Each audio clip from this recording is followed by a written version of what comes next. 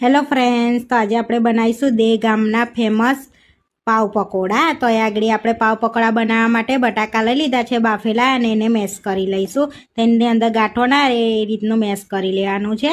તો એ આગળ આપણે મેશ કરી લીધું છે। તો સ્વાદ પ્રમાણે મીઠું અને હળદર એડ કરીશું। આદુ લસણ મરચાંની પેસ્ટ એડ કરીશું એની અંદર, અને ગરમ મસાલો 1 ચમચી એડ કરીશું। વલિયારી એડ કરીશું જેથી ટેસ્ટ બહુ સરસ આવશે। અને વાટેલા 1 ચમચી સૂકા ધાણા એડ કરીશું। અને તમે જેટલું તીખું ખાતા હોય એટલે તીખા પ્રમાણે આપણે લાલ મરચું પણ એડ કરે છે। તમારે ના ખાતા હોય તો સ્કીપ કરી લેવાનું। થોડા ધાણા એડ કરીને સરસ બધું મિક્સ કરી દઈશું। તો એક માવો આપણો રેડી થઈ ગયો છે, એ આગળ જોઈ શકો છો સરસ એવો। હવે એક બાઉલમાં આપણે બેસન લઈ લઈશું। 2 ટેબલસ્પૂન બેસન લેવાનું છે। મોટો 2 કપ બેસન લીધું છે। એમાં સ્વાદ પ્રમાણે મીઠું અને હળદર એડ કરીને સરસ મિક્સ કરી દેવાનું છે। થોડું થોડું પાણી એડ કરીને ગાંઠા વગરનું સરસ એવું બેટર બનાવી લઈશું આપણે। આ રીતનું જોઈ શકો છો તમે। તો આ રીતનું બેટર રાખવાનું છે। હવે એને સાઈડમાં રાખીને આપણે પાવને આ રીતના ક્રોસ કટ કરવાનો છે। જોઈ શકો છો આ રીતે મેં બતાવું એ રીતે, આ રીતે ક્રોસ કટ કરવાનો છે।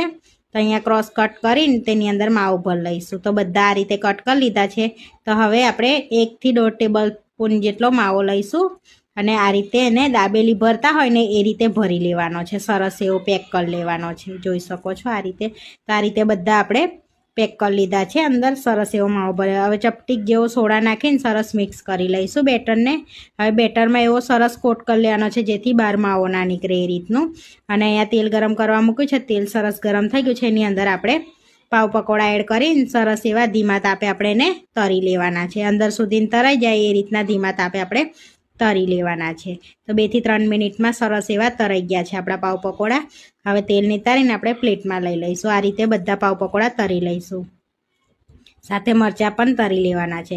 તો જોઈ શકો છો આપણે બધા તળી લીધા છે। તો કટ કરીને બતાવું તો સરસ એવા પાવ પકોડા બનીને રેડી થઈ ગયા છે। હવે આપણે સર્વ કરી લઈશું।